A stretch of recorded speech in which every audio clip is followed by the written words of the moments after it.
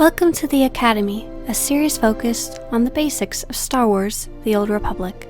Voidstar is one of the many types of player versus player matches you can get in Star Wars: The Old Republic. If you're new to PvP and SATOR, first make sure to check out the Academy episode about how to PvP. In Voidstar, which is set in an old cobwebbed Imperial battlecruiser, your team will be either trying to defend or break down 3 sets of doors to get to the datacore at the end.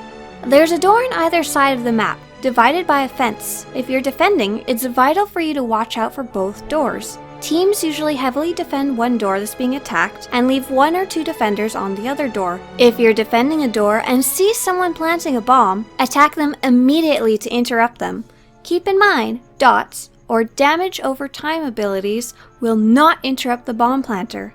You'll want to stay near the doors and not chase enemies, or you'll be too far away when an enemy goes to plant a bomb, and you can't stop them. Ranged DPS especially should be watching the door, because melee characters have to run back and forth between the door and enemies to do damage. But watching the door is everyone's responsibility.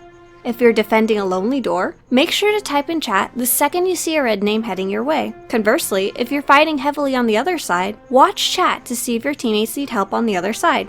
If you're defending, the enemy will often try and test the lonely door's defenses, either by rushing it with a few enemies or by sending a stealther over. Always be on your toes. To actually break through a door when your team is attacking, you need to get right up to it and right-click the door to plant a bomb. The best time to plant a bomb is when no enemies are nearby, or when everyone is distracted.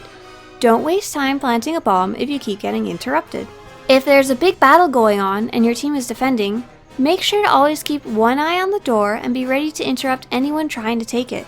The second thing you should focus on is your enemy team's healers. Sometimes your team will even identify them with a marker that floats above their heads. You can also tell when someone is a healer by their channeling icons. If you see green a lot, they're likely healing.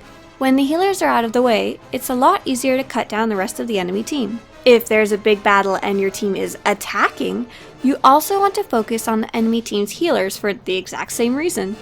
If you manage to clear out the enemy, and one of your teammates starts capping the door, your main goal will be to keep the enemy team away and keep them from interrupting your teammate capturing the door. The enemy will be coming from 2 directions. From the door where they spawn from, which is very close to the door, and from the other side of the fence. Use your knockbacks, your stuns, and your pulls to keep them from interrupting your teammate. Don't forget that even if your team is attacking and you manage to plant a bomb on the door, the other team can still defuse it, so focus on interrupting them and don't let them defuse it.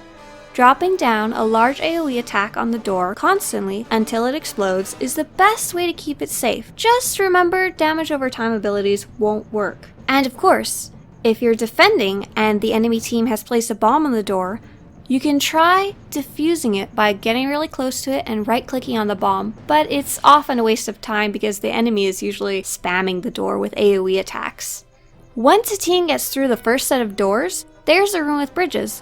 When a defender dies, they get sent to the other side of the bridge, so if you're attacking, unless you arrived extremely early and can channel a bridge before anyone gets there, just focus on killing the defenders and getting them out of the way so you can channel that bridge. The last 2 sets of doors are a bit different than the first.